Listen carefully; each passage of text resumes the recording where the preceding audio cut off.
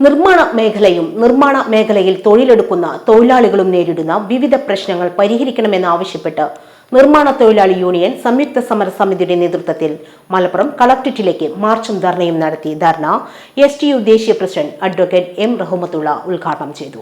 നിർമ്മാണ മേഖലയിൽ കഴിഞ്ഞ കുറേ കാലമായി വളരെ രൂക്ഷമായ പ്രതിസന്ധിയും അതിൻ്റെ ഭാഗമായിട്ടുള്ള പ്രശ്നങ്ങളും നേരിടുന്ന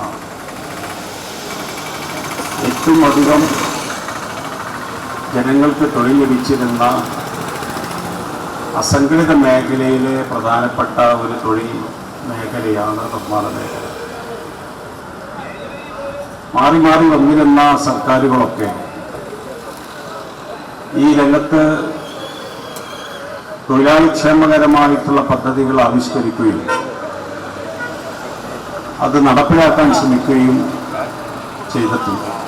നിർമ്മാണ മേഖലയിൽ തൊഴിലെടുക്കുന്ന തൊഴിലാളികളും നേരിടുന്ന വിവിധ പ്രശ്നങ്ങൾ പരിഹരിക്കണമെന്നാവശ്യപ്പെട്ടുകൊണ്ട് നിർമ്മാണ തൊഴിലാളി യൂണിയൻ സംയുക്ത സമിതിയുടെ നേതൃത്വത്തിൽ മലപ്പുറം കളക്ടറേറ്റിലേക്ക് മാർച്ചും ധർണയും സംഘടിപ്പിച്ചു. ധർണ STU ദേശീയ പ്രസിഡന്റ് അഡ്വക്കേറ്റ് M. റഹ്മത്തുള്ള ഉദ്ഘാടനം ചെയ്തു.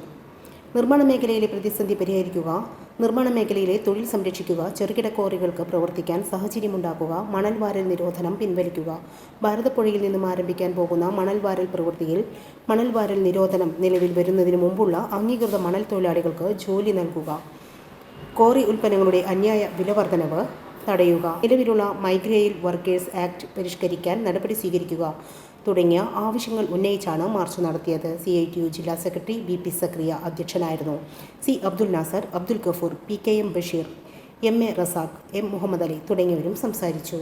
Sahara golden diamonds, Kottappadi, Malappuram. Phone 9744 912 916.